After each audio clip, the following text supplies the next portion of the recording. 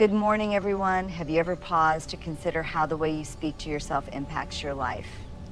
Every day we narrate a story about who we are and what we're capable of, but too often that story is tinged with doubt, criticism, and fear every day. We are surrounded by a world full of noise, voices that tell us who we should be, what we should look like, how much we should achieve, and even how we should feel.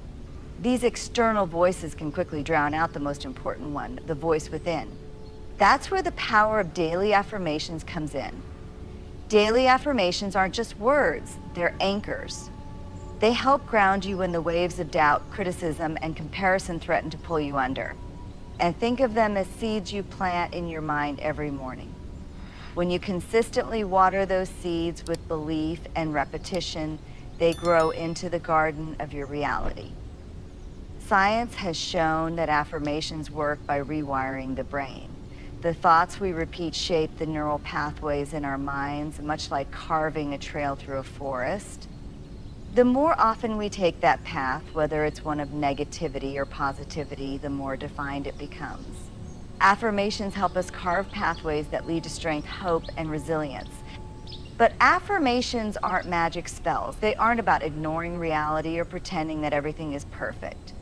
Instead, they're about intentionally choosing what you focus on. When you say to yourself, I am enough, you're not denying the challenges or imperfections in your life.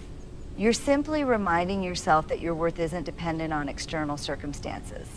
Think of this. If you wouldn't start your day without brushing your teeth or having your morning coffee, why would you start your day without taking care of your mind? Affirmations are mental hygiene. They help cleanse your thoughts and prepare you to face the day with clarity and confidence. The power of affirmations also lies in their ability to disrupt negative self-talk. We're often our harshest critics, replaying a loop of self-doubt or shame in our minds. But when you choose to replace those thoughts with intentional, empowering ones, you reclaim control over your narrative. For example, when you catch yourself thinking, I'm not good enough, you can pause and affirm, I am capable. I am learning, I am growing. It's not about perfection, it's about progress. Moreover, affirmations are a tool for self-compassion. They invite you to speak to yourself with the same kindness you would extend to a dear friend. If a friend came to you in doubt or fear, you wouldn't tell them they're failing or inadequate. You'd lift them up. Why not offer yourself that same gift? Another powerful aspect of affirmations is their ability to shift your energy. When you affirm something positive, you set the tone for how you show up in the world. People often say, I'll believe it when I see it, but what if the truth is the opposite? What if you'll see it when you believe it? When you affirm positivity, courage, or resilience, you begin to embody those qualities and the world responds in kind. So, how do you integrate affirmations into your life? Start small. Write down 3 affirmations that resonate with you, statements that feel authentic, even if they're aspirational. Speak them aloud every morning, ideally while looking in the mirror. It might feel awkward at first, but that's just the discomfort of growth. Stick with it.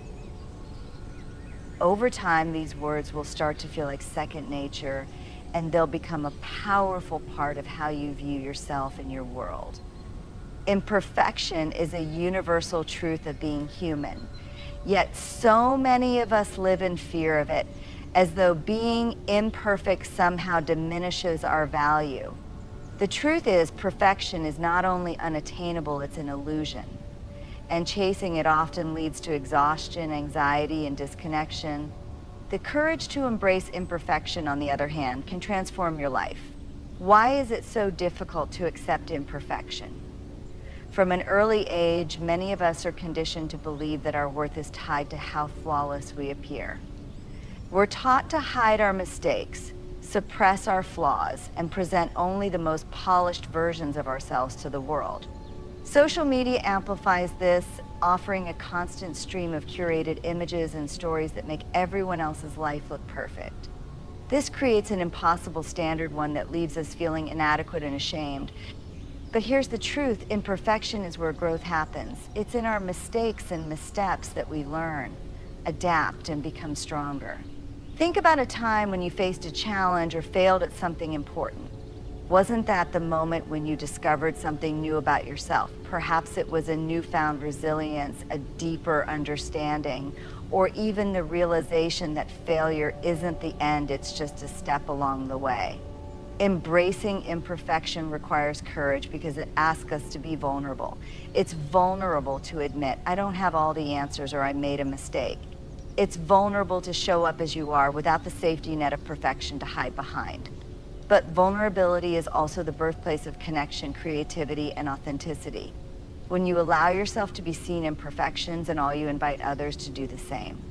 That's where real relationships and meaningful work begin. One of the biggest misconceptions about imperfection is that it equals weakness. In reality, acknowledging your imperfections is a sign of strength. It means you're brave enough to look honestly at yourself and say, this is who I am and I'm still worthy. That kind of self-acceptance is empowering because it frees you from the impossible task of being someone you're not. Let's also consider the role imperfection plays in innovation and progress. Many of the greatest achievements in history were born from trial and error, from countless failed attempts that eventually led to success. Imagine if Thomas Edison had given up after his first failed attempt at inventing the light bulb. He famously said, I have not failed. I've just found 10,000 ways that won't work. Embracing imperfection isn't about settling for mediocrity. It's about persevering in the face of setbacks and understanding that the process is just as valuable as the outcome. So, how can you cultivate the courage to embrace imperfection in your daily life? Practice self-compassion. When you make a mistake, resist the urge to beat yourself up. Instead, treat yourself with the same kindness you would offer a friend. Acknowledge that being human means being imperfect, and that's okay. Shift your perspective on failure. Instead of seeing failure as a reflection of your worth, view it as a learning opportunity. Ask yourself, what can I take away from this experience? How can I grow? Challenge perfectionist tendencies. Perfectionism often stems from a fear of judgment or rejection, but the truth is people are drawn to authenticity, not perfection. Start small, allow yourself to show up imperfectly in a low-stakes situation, like sharing an unfinished idea or admitting you don't know something. Celebrate progress, not perfection. Perfection is a moving target, you'll never reach it.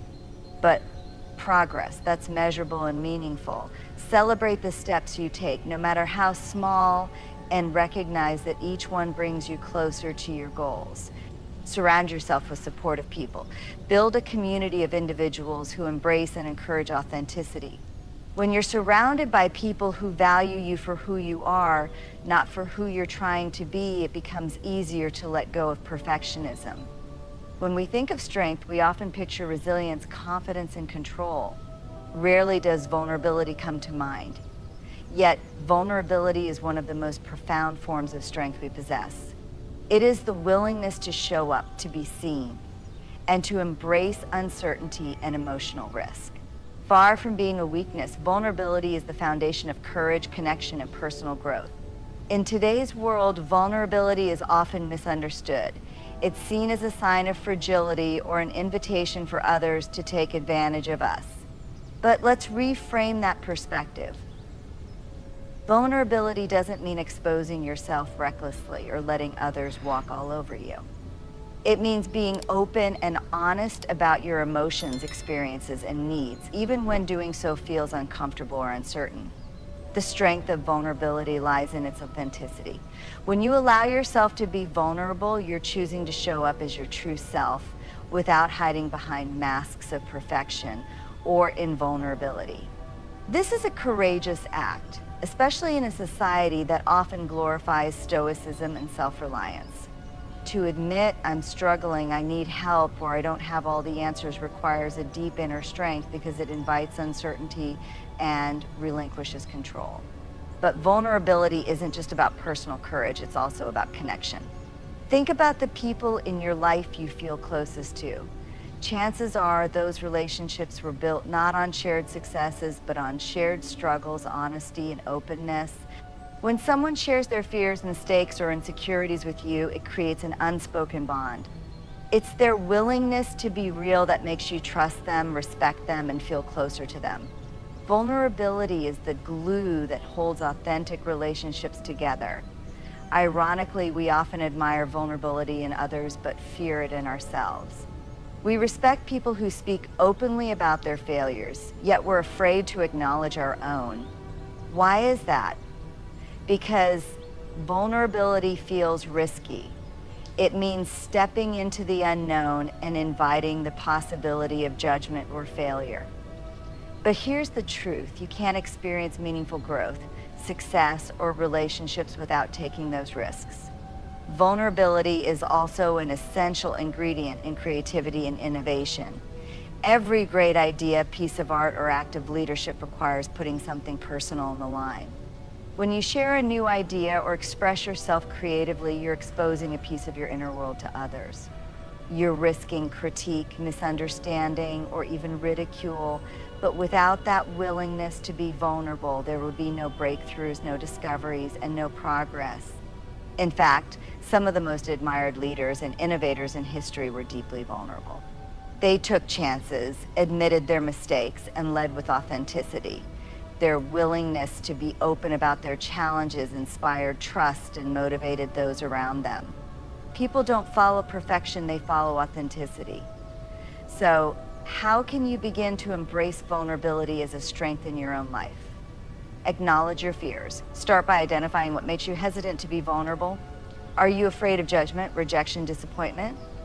Naming your fears can help you confront and overcome them. Start small. You don't have to dive headfirst into vulnerability. Begin with small, meaningful acts of openness. Share a personal story with a friend, admit when you're unsure of something, or ask for help when you need it.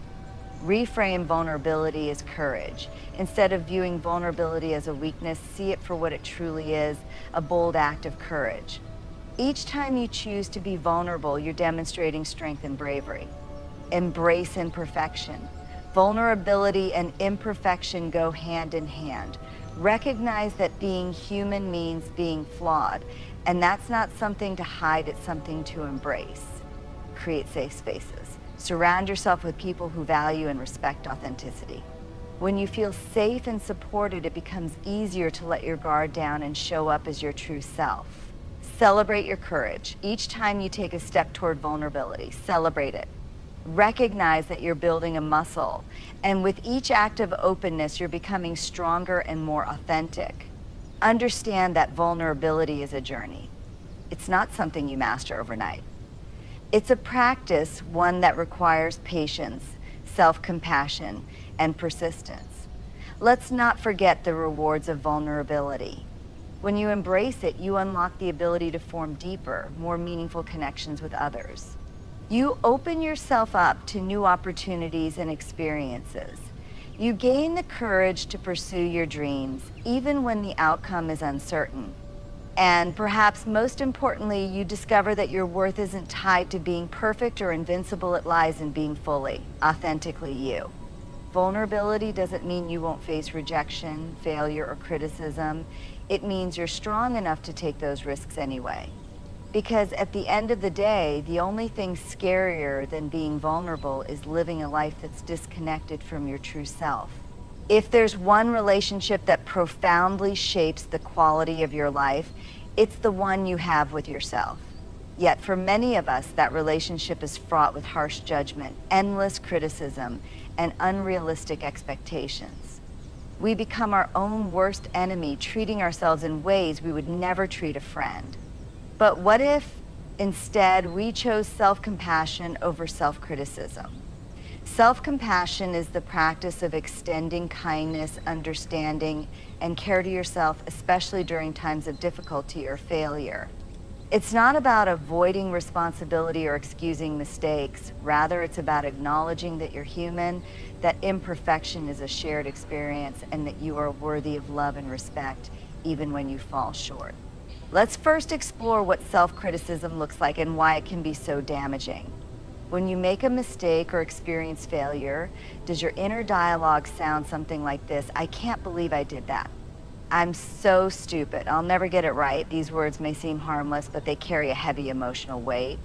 Over time, self-criticism erodes your confidence, fosters feelings of shame, and reinforces a belief that you're not good enough. It creates a cycle where fear of failure leads to paralysis, which then reinforces the very self-doubt that held you back. What's more, self-criticism isn't motivating, it's demoralizing. Many of us believe that being hard on ourselves will push us to do better, but research shows the opposite. Excessive self-criticism undermines performance, creativity, and resilience. It drains the emotional energy you need to face challenges and keeps you stuck in a loop of negativity. Now, imagine if you replace that harsh inner voice with one of compassion. When you make a mistake, instead of saying, "I'm such a failure," you say, "I'm human and humans make mistakes." What can I learn from this? That small shift in language can transform how you perceive yourself in the situation. So what exactly is self-compassion and how does it work? Self-compassion consists of three main elements: self-kindness, treating yourself with warmth and understanding instead of harsh judgment. This means recognizing that being imperfect is part of being human and offering yourself the same kindness you would extend to a loved one. Common humanity, understanding that everyone struggles and experiences failure. When you remind yourself that you're not alone in your challenges, you break the illusion that your problems make you fundamentally flawed. Mindfulness, being present with your emotions without suppressing or exaggerating them. Instead of drowning in self-criticism or ignoring your feelings, mindfulness allows you to acknowledge your pain with clarity and balance. Self-compassion doesn't mean you avoid accountability or ignore areas for improvement. It means approaching yourself with a constructive mindset rather than tearing yourself down. For example, if you didn't perform well at work or school, self-compassion might sound like this: "That didn't go as I'd hoped, but I can use this as an opportunity to learn and grow. I'll do better next time." Contrast this with the self-critical approach: "I'm such a failure. I'll never be good at this." Which voice do you think leads to better outcomes? Choosing self-compassion over self-criticism has tangible benefits. Research has shown that self-compassion is linked to greater emotional resilience, improved mental health, and even better physical well-being. People who practice self-compassion are more likely to take risks, pursue their goals, and maintain healthy relationships because they aren't weighed down by constant self-doubt. So, how can you cultivate self-compassion in your daily life? Practice self-awareness. Pay attention to your inner dialogue. When you catch yourself being self-critical, pause and ask, "Would I say this to a friend?" If the answer is no, reframe your thoughts with kindness and understanding. Write a letter to yourself. When you're feeling overwhelmed by self-doubt, write a letter to yourself as if you were comforting a friend. This exercise helps you tap into your compassionate side and reminds you of your worth. Embrace imperfection. Remind yourself that perfection isn't the goal, progress is. Celebrate small victories and recognize that setbacks are part of the journey. Create a self-compassion ritual. In moments of stress or failure, place your hand over your heart, take a deep breath, and say, "This is hard right now, but I'm doing the best I can. I deserve kindness and patience." This simple act can help you reconnect with your compassionate self. Seek support. Surround yourself with people who lift you up and encourage self-compassion. A supportive community can help you silence the inner critic and embrace a kinder narrative.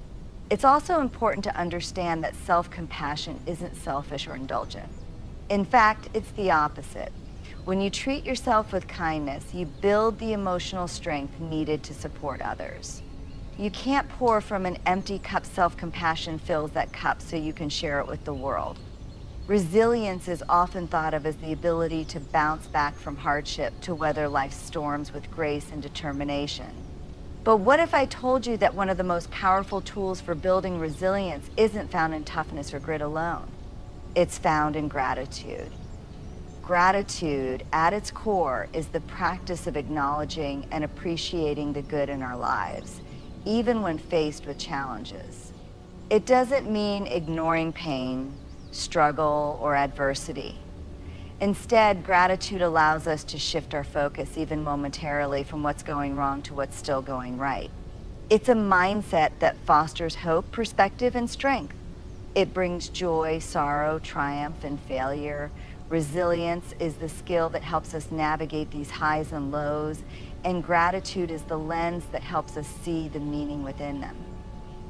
It's a practice that teaches us to look beyond our immediate circumstances and recognize the abundance that exists, even in difficult times. But how does gratitude build resilience? Let's explore. 1, gratitude changes perspective. When we face adversity, it's easy to become consumed by the negativity surrounding us. Challenges feel overwhelming, and the light at the end of the tunnel seems dim. Gratitude acts as a spotlight, illuminating the positives we might otherwise overlook. For example, consider someone going through financial hardship. While it's a difficult and stressful experience, gratitude can shift the focus. I may be struggling, but I have a supportive family to lean on, or even in this tough time, I have the skills and determination to rebuild. This perspective doesn't erase the difficulty, but reframes it in a way that fosters hope and motivation. Gratitude encourages us to see the bigger picture, reminding us that no matter how heavy the burden, there's still something to hold on to, whether it's a kind word from a friend, a moment of laughter, or even the strength to face another day. 2, gratitude boosts emotional resilience. Emotional resilience is the ability to manage and regulate our feelings in the face of stress. Gratitude helps by cultivating positive emotions such as joy, contentment, and hope, which counterbalance the negative emotions that arise during tough times. Research has shown that practicing gratitude can reduce symptoms of depression and anxiety, enhance overall well-being, and increase optimism. When we focus on what we're thankful for, our brains release dopamine and serotonin, neurotransmitters associated with happiness. This chemical response doesn't just make us feel good in the moment, it creates a buffer against stress, helping us navigate challenges with a clearer and more optimistic mindset. 3, gratitude strengthens relationships. Resilience isn't a solo endeavor. Our ability to overcome hardship often depends on the strength of our relationships. Gratitude plays a pivotal role in fostering those connections. When you express gratitude to others, whether it's a simple thank you or a heartfelt note, you strengthen the bond between you.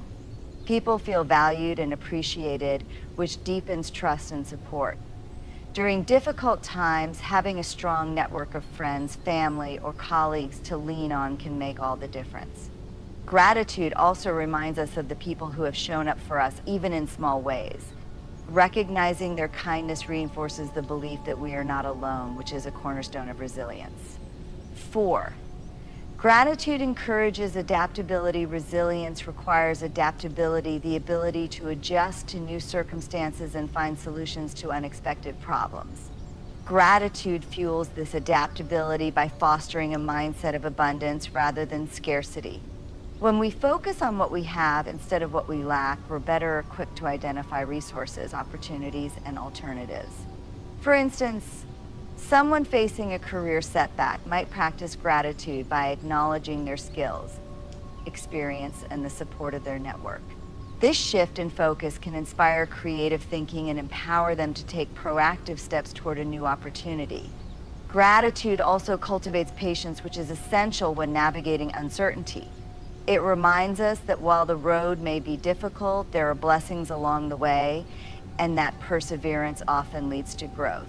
5, gratitude provides meaning. One of the greatest challenges of adversity is the sense of purposelessness it can bring. Gratitude helps us find meaning in our experiences, even the painful ones. When we reflect on our challenges through the lens of gratitude, we often discover lessons and growth we might have otherwise missed. A difficult breakup might teach us about self-worth and the qualities we want in a partner. A health scare might deepen our appreciation for life and motivate us to prioritize our well-being. Gratitude transforms adversity into an opportunity for reflection and growth. It allows us to say, this is hard, but it's shaping me into someone stronger, wiser, and more compassionate. Cultivating gratitude to build resilience. Gratitude is a skill, and like any skill, it requires practice. Here are some ways to incorporate it into your daily life. Keep a gratitude journal. Write down 3 things you're grateful for each day. They can be big or small: a kind gesture, a beautiful sunset, or even the resilience you showed in a tough situation. Over time, this practice trains your brain to focus on the positives. Practice mindful gratitude. Take a few moments each day to reflect on what you're thankful for. This could be during your morning coffee, a walk in nature, or before bed. Mindful gratitude helps you stay present and appreciate the here and now. Express gratitude to others. Tell someone you appreciate them. Write a thank you note, give a compliment, or simply say thank you more often. Expressing gratitude strengthens your relationships and reminds you of the support around you. Reframe challenges. When facing adversity, ask yourself, what can I learn from this?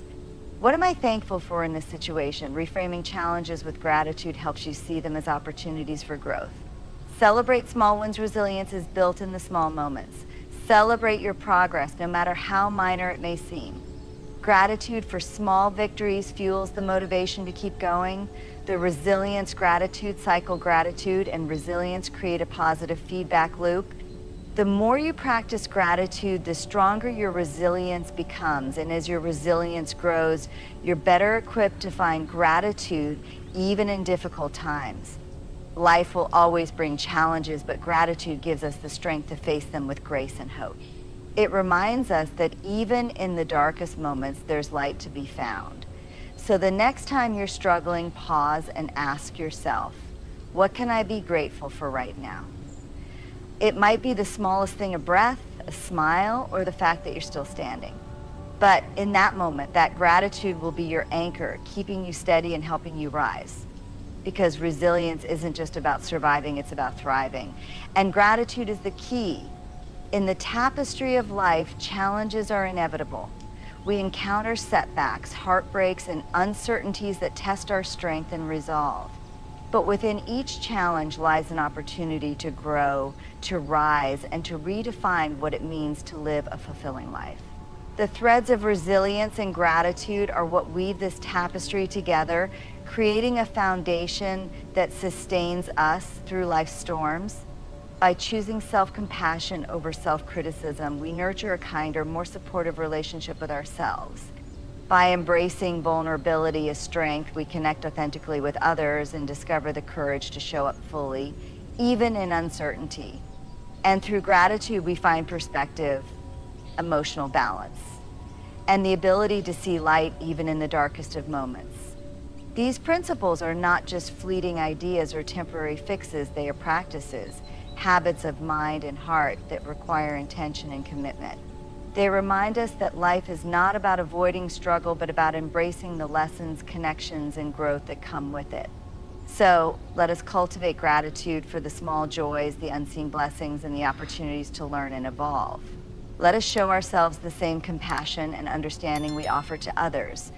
And let us stand boldly in our vulnerability, knowing that true strength is found not in perfection, but in authenticity.